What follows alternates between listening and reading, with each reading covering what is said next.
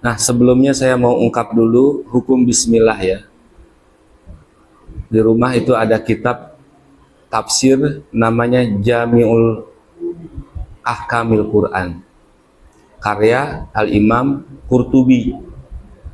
Nah, masalah bismillah ini yang mungkin saling perdebatan antara NU Muhammadiyah atau ya, semuanya bermuara, walaupun orang-orang salafi menganggap bukan madhab, tapi ya hampir mirip dengan pendapatnya Imam Malik. Jadi bismillahirrahmanirrahim menurut Syafi'iyah itu bagian daripada Fatihah. Ada hadisnya. Ya. Hadisnya dari Darul Qutni, hadis sahih ya, bahwasanya baginda Rasul katakan baru saja turun ayat Bismillahirrahmanirrahim Alhamdulillah Al-Fatihah. Ada lagi hadis tentang bahwasanya Rasulullah baca salat dalam Al-Fatihah itu ya, baca Bismillah. Ada lagi riwayat ya bahwasanya Rasulullah pernah tertunduk kepalanya sebentar lalu terdangak lagi dan Nabi tersenyum. Sahabat bertanya, apa yang membuat kau tersenyum ya Rasulullah? Baru saja turun surah Bismillahirrahmanirrahim Inna a'tayna kal kautsar. Nah, jadi dari hadis-hadis itu madhab Imam Syafi'i katakan bahwasanya bismillah adalah bagian dari Al-Fatihah dan juga dalam surah-surah yang lain. Tapi kalimat dalam bagian surah-surah yang lain ini masih diperdebatkan. Apakah betul Syafi'i berpendapat demikian? Itu. Ya Rabbi bil Mustafa balligh maqasidana waghfir lana ma madha ya wasi'al karami ya Rabbi bil Mustafa balligh maqasidana waghfir lana ma madha ya wasi'al Muhammadun sayyidul kaunaini wa thaqalaini wal fariqaini min urbin wa min ajami ya Rabbi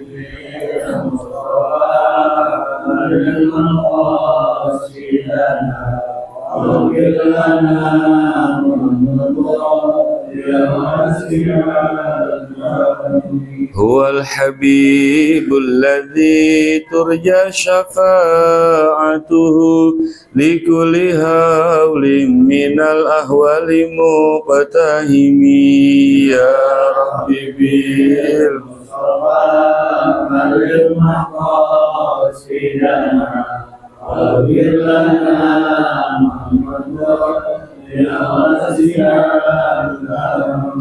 Allahumma salli wa sallim wa barik alaihi wa ala alihi. Al-Fatihah binatil futuh wal munuh rusuh wa tobatan nasuh bihaqqi sayyidina wa habibina Muhammadin sallallahu alaihi wasallam wa ala alihi wa ashabihi wa azwajihi wa dzurriyyatihi wa ahli baiti ajmain khassah ila jamil ulamil amilin wa syuhada wa salihin wa laimati rasyidin wa laimati rasyidin wa fuqaha fiddin wa jami' tafsir muhaditsin musannifil kutub allati ta'alamna wa lam nabiha wa thumma al-marhumin al-marhumat ahli majlis ta'lim al-mawardiyah jami'an syai'ulilailahumul fatihah. A'udzu billahi minasyaitonir rajim. Bismillahirrahmanirrahim. Alhamdulillahirabbil alamin arrahmanir rahim maliki yaumiddin. Iyyaka na'budu wa iyyaka nasta'in ihdinas siratal mustaqim siratal ladzina an'amta 'alaihim ghairil maghdubi 'alaihim waladdallin amin. Pengajian kita halaman 4, 6 baris dari atas ya. Bismillahirrahmanirrahim. Kemarin sudah dibaca sama Ustadz Ana. Kita lanjut pembahasannya saja. Bismillahirrahmanirrahim, dengan nama Allah yang Maha Pengasih lagi Penyayang, atau sebaliknya Maha Penyayang dan Maha Pengasih. Nanti kita lihat, karena Ar-Rahman Ar-Rahim ini adalah mustaq daripada kalimat rahmah ya, rahmah arti kasih sayang, rohamim. Al-ba'u bahaullahi, huruf ba itu adalah bahaullah, kemegahannya Allah. Ini kalau di apa diartikan Bismillah itu ada singkatan, kumpulan. Nah, sebelumnya saya mau ungkap dulu hukum Bismillah ya. Di rumah itu ada kitab tafsir namanya Jami'ul Ahkamil Quran, karya Al-Imam Qurtubi. Nah, masalah Bismillah ini yang mungkin saling perdebatan antara NU Muhammadiyah atau ya, semuanya bermuara, walaupun orang-orang Salafi menganggap bukan madhab, tapi ya hampir mirip dengan pendapatnya Imam Malik. Jadi Bismillahirrahmanirrahim menurut Syafi'iyah itu bagian daripada Fatihah. Ada hadisnya, ya. Hadisnya dari Darul Qutni, hadis sahih, ya, bahwasanya baginda Rasul katakan baru saja turun ayat Bismillahirrahmanirrahim, Alhamdulillah, Fatihah. Ada lagi hadis tentang bahwasanya Rasulullah baca sholat dalam Al-Fatihah itu ya, baca Bismillah. Ada lagi riwayat ya bahwasanya Rasulullah pernah tertunduk kepalanya sebentar lalu terdangak lagi dan Nabi tersenyum. Sahabat bertanya, apa yang membuat kau tersenyum ya Rasulullah? Baru saja turun surah Bismillahirrahmanirrahim, Inna a'tayna kal kautsar. Nah, jadi dari hadis-hadis itu madhab Imam Syafi'i katakan bahwasanya Bismillah adalah bagian dari Al-Fatihah dan juga dalam surah-surah yang lain. Tapi kalimat dalam bagian surah-surah yang lain ini masih diperdebatkan. Apakah betul Syafi'i berpendapat demikian? Itu. Tetapi ada juga sebuah hadis bahwasanya Bismillahirrahmanirrahim taju fi kulli suwarin. Bismillahirrahmanirrahim itu adalah mahkota setiap surah. Itu. Jadi sehingga dalam mushaf kita setiap awal surah pasti diawali dengan Bismillahirrahmanirrahim kecuali surah At-Taubah. Taubah itu nggak ada Bismillahnya. Ada ulama makruh membaca Bismillah karena di situ ya Allah sedang marah kepada orang mukmin karena tidak mau mengikuti nabinya, tidak tunduk kepada perintah nabinya. Jadi di situ Allah sedang marah-marah, maka tidak layak untuk mengucapkan Bismillahirrahmanirrahim di situ. Ada pendapat lagi bahwasanya Bismillahirrahmanirrahim itu dalam surah At-Taubah tidak ada karena masih nyambung dengan surah Al-Anfal, itu surah yang sebelum At-Taubah.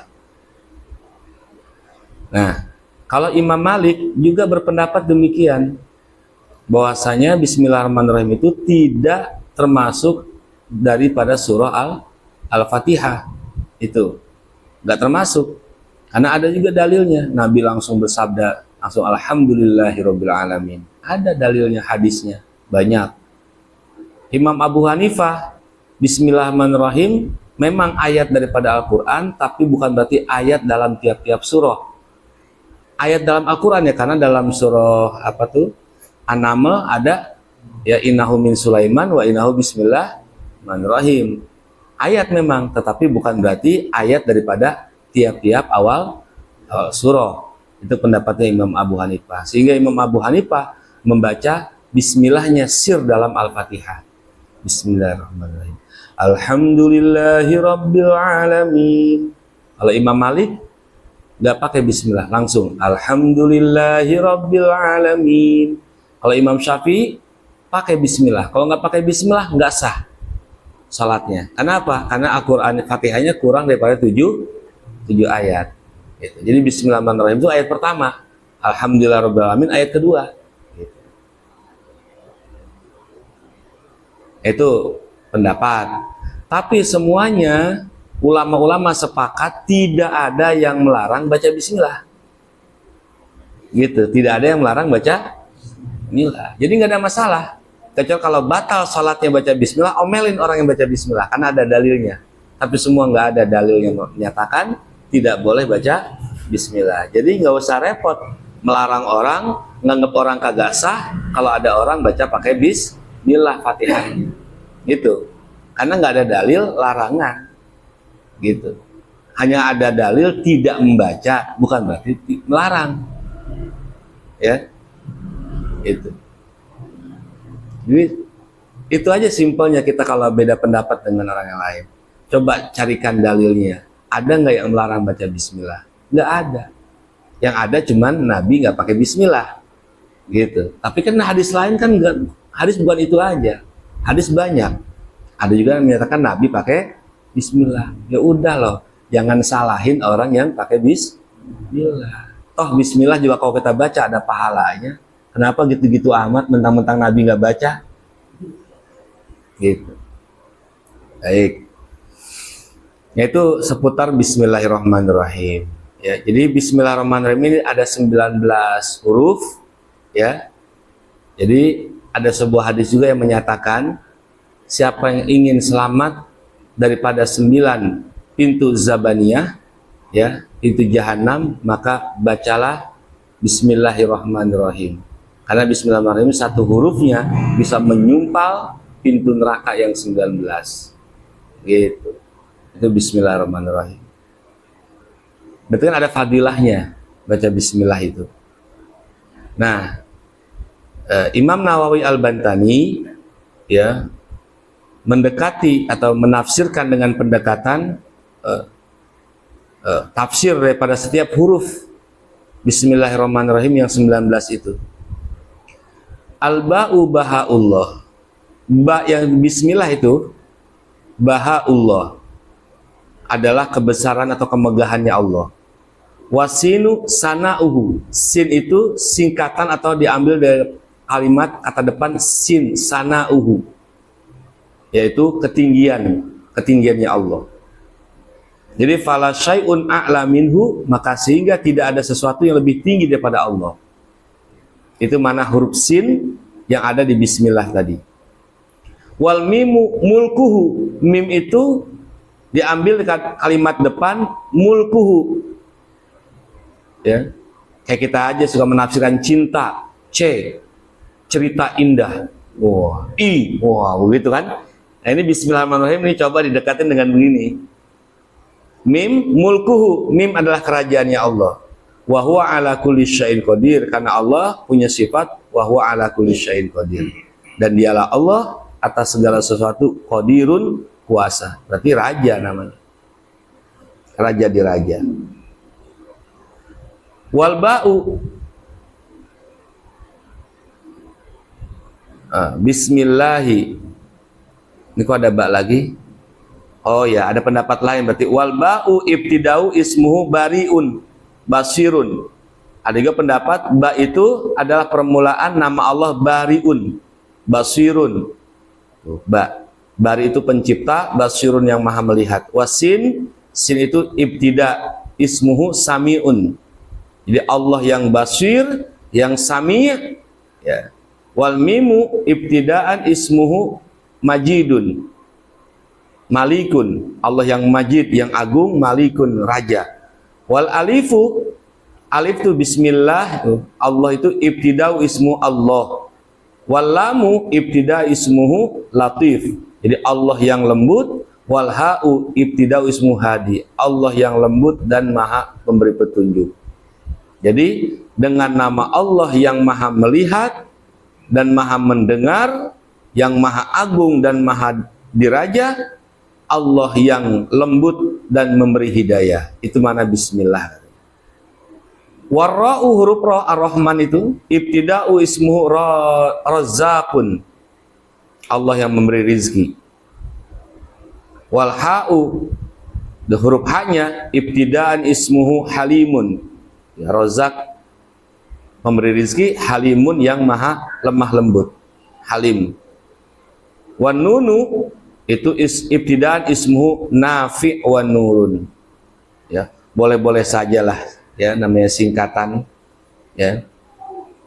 Tetapi yang jelas bismillahirrahmanirrahim itu banyak faedahnya, ya. Saya lihat di berbagai kitab panjang lebar faedahnya banyak banget. Sampai-sampai Imam Ali karramallahu wajah, beliau katakan kalau saya disuruh nafsirin dan saya tulis tafsir bismillahirrahmanirrahim, niscaya dibutuhkan kitab dipikul oleh onta sebanyak 70 onta. Itu baru bismillah doang. Iya, itu Imam Ali kalau suruh nafsirin bismillah itu, Karena nggak ada habisnya ngomongin bismillah. Banyak di kitab-kitab lain juga bismillah. Ya.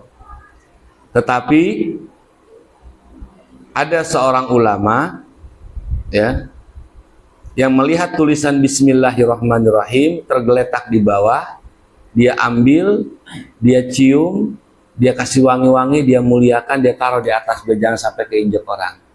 Tetapi karena sebab itu juga ulama itu namanya akhirnya diharumkan. Kenapa? Karena nama dia berusaha untuk mengharumkan nama Allah. Setidak-tidaknya walaupun hanya sekedar tulisan. Siapa ulama itu? Syekh Junaid Al-Baghdadi. Dia lihat ada itu, dia ambil, dia cium, dikasih wangi. Baru nama Allah doang. Baik, alhamdulillahi, alhamdu segala puji lillahi itu bagi Allah. Jadi ini kalau dia ngerti tafsir ya, kalau kita belajar nahu ini, alnya ini ali ahdi zikri, bisa. Ali ahdi zihni, bisa. Al ma'rifat, bisa.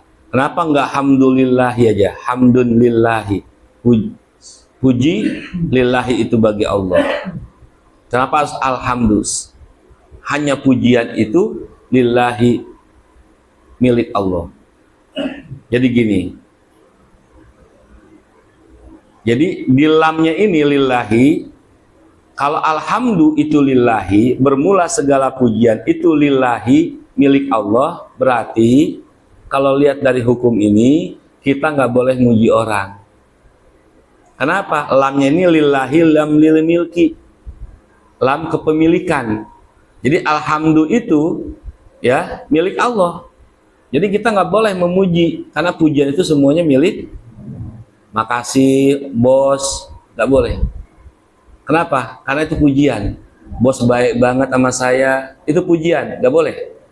Karena milik alhamdulillah. Ada ulama berpendapat juga itu bukan lam lil milki, tapi lam lil ghoyah. Tuh, gara-gara nahu jadi beda arti. Gara-gara nahunya, ya. Apa maksud lil ghoyah? Ghoyah itu puncak. Jadi kita boleh muji apa aja, boleh muji siapa saja, tapi ujung-ujungnya harus ke Allah. Alhamdulillah. Makasih Ustaz Ana udah nolong saya segala macam. Dalam hati kita harus dikembalikan ke Allah. Kalau nggak gitu dosa, gitu. Karena kita nggak boleh muji orang. Ya, nah itu kalau lamnya makna lil ghoyah. Dari sini aja kita udah ribet urusan ya. Baru alhamdulillah aja udah, masya Allah. Kita kan masya Allah bikin kata sambutan ya. Ada donatur baik banget, tiap hari kita disubsidi, apalagi acara maulid, disumbang, tinggal nyebut doang. Kira-kira itu, ya, kalau dia mau datang ke tempat kita mau ngasih sambutan kayak apa? Kata sambutan, terima kasih kepada Bapak Al-Mukarram. Aduh, salah, nggak bagus nih, ganti lagi, nulis lagi. Kayak apa coba? Kerepotan kita memilih kata sambutan sebagai ucapan rasa syukur atas bantuan orang yang begitu baik kepada kita, kepada majelis taklim kita seumpama. Kebingungan kita menulisnya gimana? Atas kedermawanan. Aduh, kayaknya kalau dermawan kurang kayaknya. Dia bukan dermawan juga tapi suherwan juga. Wah.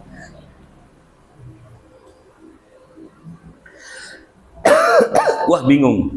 Nah, kalau sama Allah Subhanahu wa taala makin tambah bingung kita. Kayak apa kita ngucapin?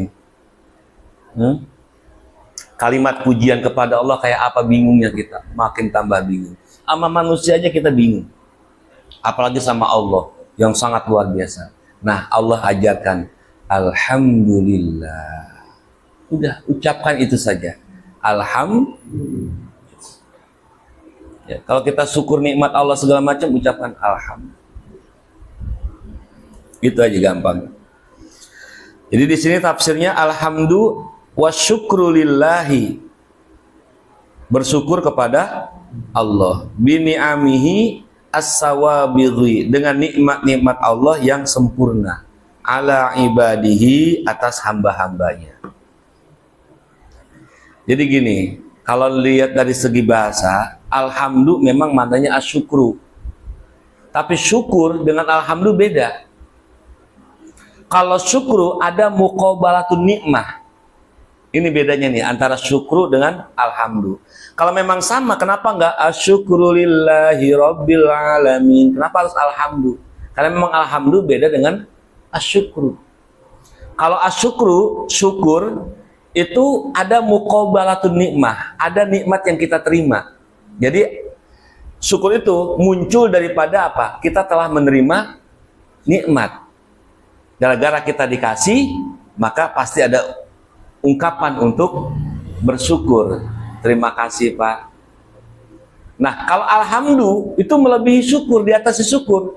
Jadi mau dapat nikmah mau kagak, ini pasti akan terungkap, akan terucapkan kepada Allah. Gitu. Karena tidak diberinya, walaupun tidak diberi nikmat sama Allah, itu adalah nikmat. Ibnu Athaillah katakan, mani'ul ato fahuwal ato. Tidak diberinya, itulah pemberian Allah.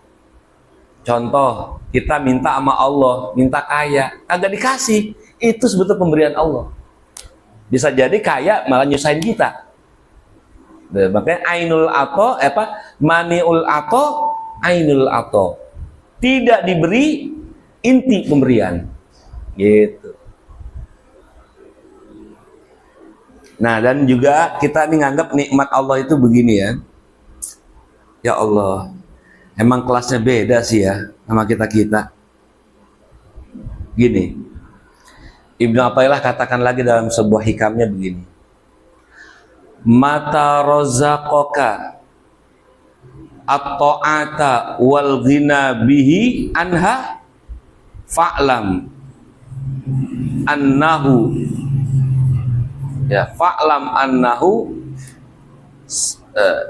fa'lam annahu sabagha ni'amahu zahiratan wa batinatan.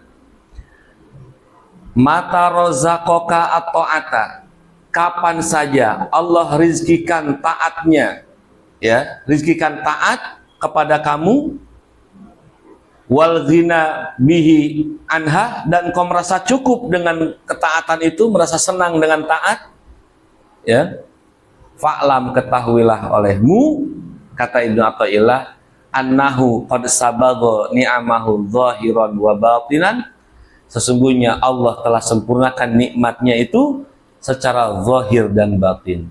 Jadi kenikmatan yang Allah berikan kepada kita lahir dan batin, itu kalau kita dapat rezeki yang namanya taat. Kita bisa taat nih, bisa menjalankan syariat dengan benar. Ya, apa yang Allah perintahkan kita kerjain, apa yang Allah larang kita tinggalin, itu taat namanya. Ya. Nah, kalau Allah rizkikan itu kepada kita, itu berarti Allah sudah sempurnakan nikmatnya Allah. Kenapa? Karena nggak semua orang bisa taat. Ya sekarang nih, ada nggak yang orang hari ini maksiat? Saat ini maksiat ada. Nah, kita masih bisa taat dalam detik ini. Syukurin itu adalah nikmat dari Allah. Itu adalah nikmat dari Allah. Nggak sembarangan orang bisa. Ini rizki. Rizki itu begitu, ada yang Allah kasih, ada yang kagak. Nah, pas udah dikasih taat, ada kebahagiaan di hati kita. Alhamdulillah ya Allah. Kita ini siapa sih ya Allah? Kita dari air mani yang hina bisa sujud kepadamu, bisa menyebut namamu ya Allah. Ini nikmat yang luar biasa ya Allah. Ada kepuasan. Bodoh amatan gak punya duit, yang penting gue bisa ibadah. Bodoh amatan gue gak naik ini, yang penting gue bisa ibadah. Kalau kita kan kacau, gak bisa ibadah karena gak punya duit. Kenapa lo kagak kelihatan di majelis? Tahu diri kan gue. Dia orang suruh tahu aja. Dan ada diem, kagak ada lo cerita. Nah ini. Jadi nikmat Allah tuh begitu. Nah makanya diteruskan ya oleh Ibnu Athaillah, khairun ma talaba minhu, khairun ma talaba minhu ma huwa talibu minka. Sebaik-baiknya apa yang kau minta kepada Allah, ini sebaik-baiknya nih, permintaan kita yang terbaik ini kepada Allah, Apa? Ialah meminta apa yang Allah pinta dari kita. Allah kepengen kita jadi istiqomah. Ya Allah, jadikanlah aku orang yang istiqomah. Allah kepengen kita jadi orang baik. Ya Allah, jadikan aku seperti apa yang kau inginkan. Itu sebaik-baiknya permintaan. Jadi apa? Kalau masih mau minta sorga, minta duniawiyah, itu masih pengen minta jatah bakal diri kita. Tapi kalau selaku hamba yang baik, ya Allah, terserah Allah. Allah mau jadikan saya apa? Allah kepengen saya jadi apa? Saya akan lakukan itu ya Allah. Kalau kita, wah Allah pengennya gue jadi penjahat, berarti lu gak sangka buruk sama Allah. Allah pengen jadi lu orang kagak bener, lu sangka buruk sama Allah. Gitu. Jadi sebaik-baiknya permintaan kita, ini pegang kalamnya Imam Ibnu Athaillah ini. Sebaik-baiknya permintaan kita kepada Allah ialah meminta apa yang Allah minta dari kita. Tuh, itu renungkan buat moto hidup kita. Ya dalam doa kita. Itu yang paling enak udah. Allah kita pengen jadi hamba yang baik, jadikan itu ya Allah. Allah pengen kita jadi hamba yang bahagia dunia dan akhirat, jadikan itu ya Allah. Mudahkan itu ya Allah. Nah itu yang paling enak itu hidup udah. Gak ada lagi yang paling berharga ya permintaan kita itu ya kecuali itu. Nah makanya kalau Allah sudah bisa berikan kita sholat, makanya dalam sholat tuh nggak hilang-hilang ini Fatihah. Alhamdulillahi Rabbil Alamin. Kita ucapkan Alhamdulillah. Kenapa? Allah sudah beri nikmat kepada saya. Nikmat apa? Taat. Sampai detik ini masih bisa kita berdiri untuk sholat. Entah kapan kita mungkin nggak bisa sholat. Entah kapan mungkin lisan ini nggak bisa nyebut Alhamdulillah lagi. Ya, ini nikmat yang luar biasa yang Allah berikan. Kalau sudah kita bahagia dengan taat itu, maka sempurnalah nikmat yang Allah berikan kepada kita. Sempurna udah nikmat. Enak udah jadi hamba kayak gitu. Wah, mau ngapain lagi udah? Sorga nggak ada artinya kalau Allah udah cinta sama kita. Allah udah ridho sama kita. Dunia akhirat sudah dapat sorga kita. Jangankan sorga yang beneran, dunia pun kita sudah bahagia. Kenapa? Yang penting aku menjadi seperti apa yang kau pinta. Wow, lagunya Chrisye itu. Wow. Aku takkan bisa menjadi seperti yang kau pinta. Ya Allah, kalah musisi yang namanya Tile. Iya. Pemahaman lagunya nggak sedalam itu. Biasanya bisa ngulik kunciannya doang. Nah, tapi itulah maksudnya ya. Jadi khairun ma talaba minhu, khairun ma tatlubuhu minhu, ma huwa talibuhu minka. Ya, sebaik-baiknya apa yang kau pinta kepada Allah ialah meminta apa yang Allah pinta dari kita. Itu. Jadi asyukru lillahi bini'amihi, syukur kepada Allah dengan nikmatnya. Jadi bedanya itu ya, syukur itu ada timpalannya, kalau alhamdulillah nggak ada timpalannya. Ya, mau dikasih tetap ini adalah kewajiban untuk mengucapkan alhamdulillah. Ya, nikmat as-sawabighi yang sempurna ala ibadihi atas hamba-hambanya alladzina hadahum lil iman, yang mana Allah telah memberikan hidayah mereka lil iman, kepada iman. Masya Allah.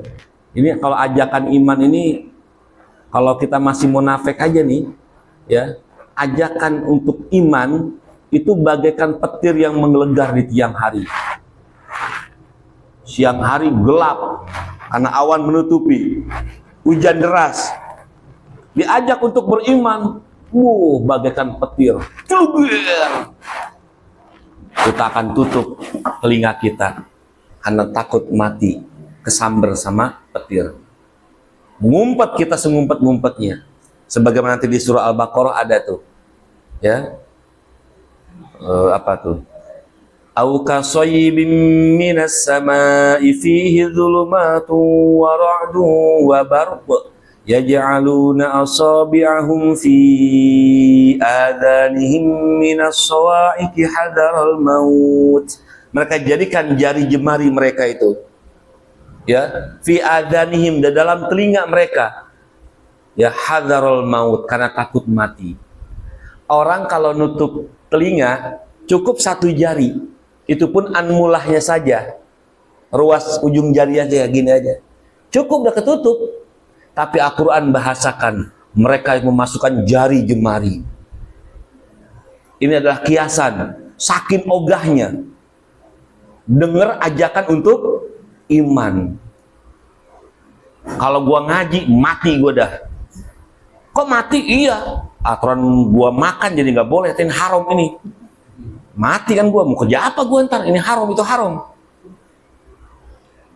Ya, kebiasaan-kebiasaan yang jelek yang dilarang agama jadi tahu, wah modar gua dah.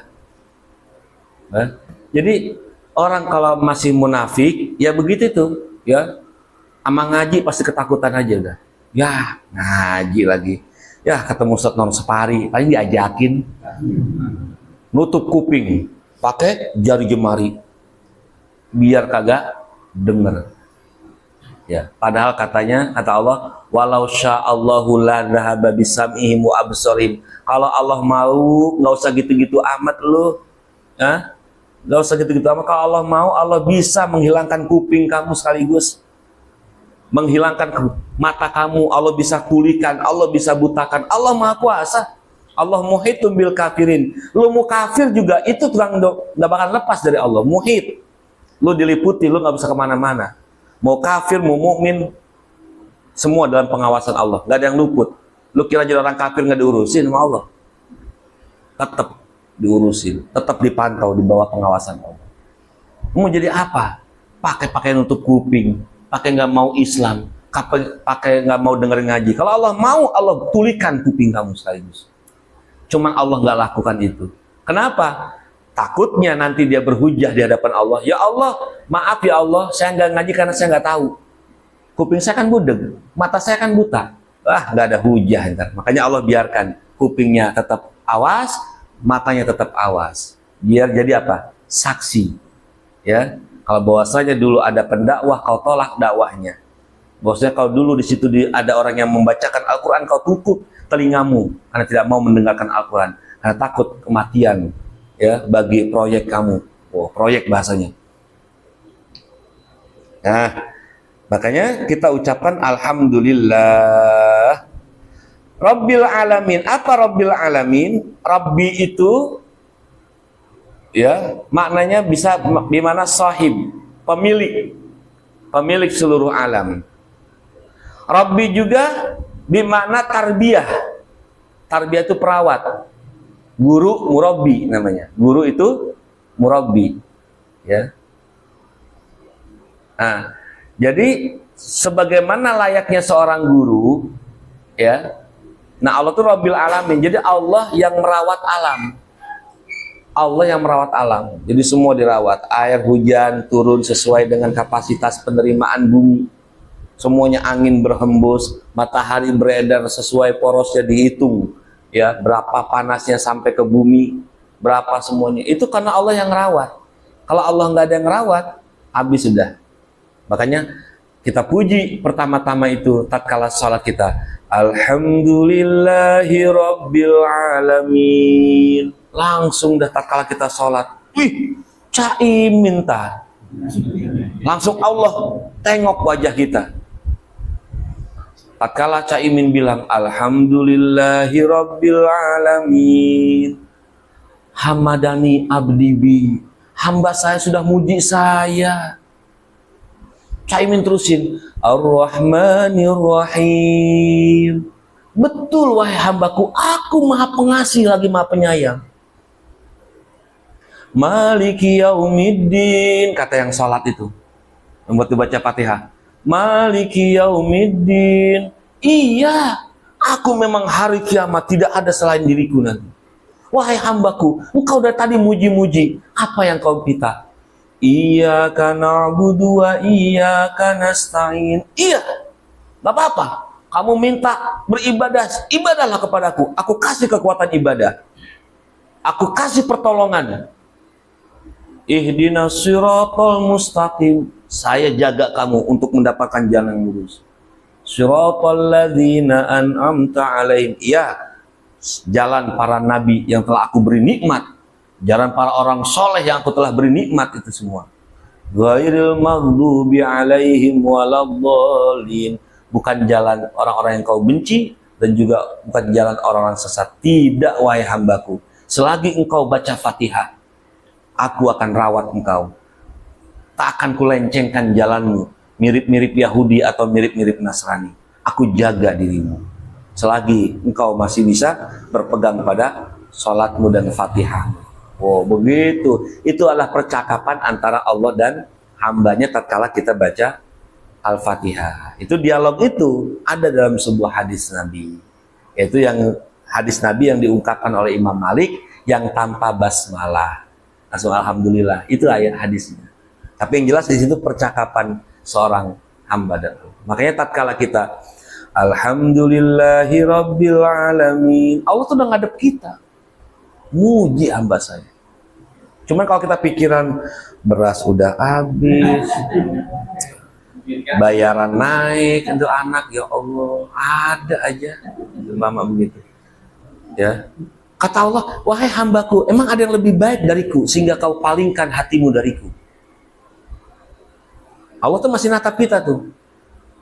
Pas kita menoleh yang kedua kalinya mikirin yang lain lagi, ya Allah, kontrakan mau habis. Wahai hambaku, kata Allah, emang ada yang lebih baik?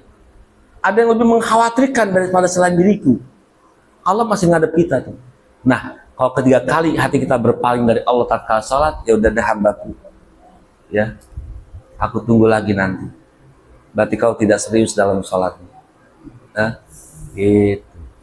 Allah masih sabar ngadepin kita. Makanya belajar dah, dikhusu-khusuin. Setidaknya belajar Al-Fatihah ngerti artinya dah. Ya. Alhamdulillahi rabbil alamin. Ini resapi itu. Betapa hebatnya.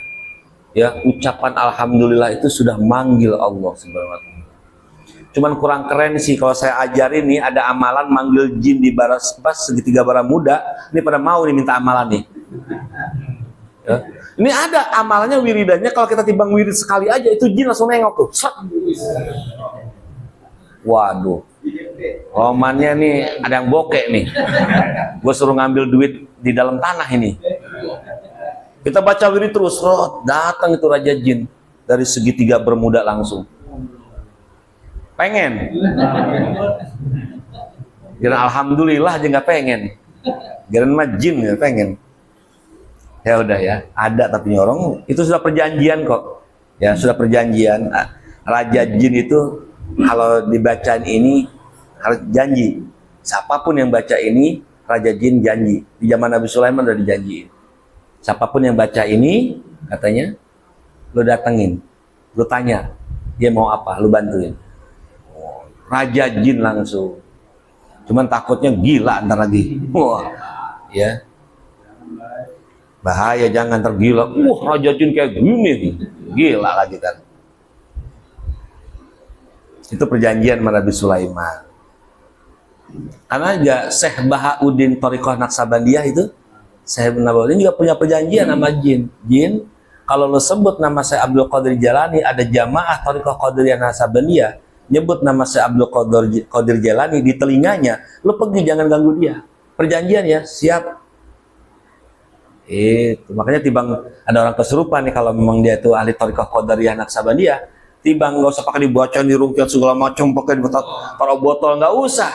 Kalau memang pengikut Thariqah Qadiriyah Naqsabandiyah, cukup bisikin kupingnya, gua panggilin si Abdul Qadir nih, langsung becir itu jinnya. Karena perjanjian.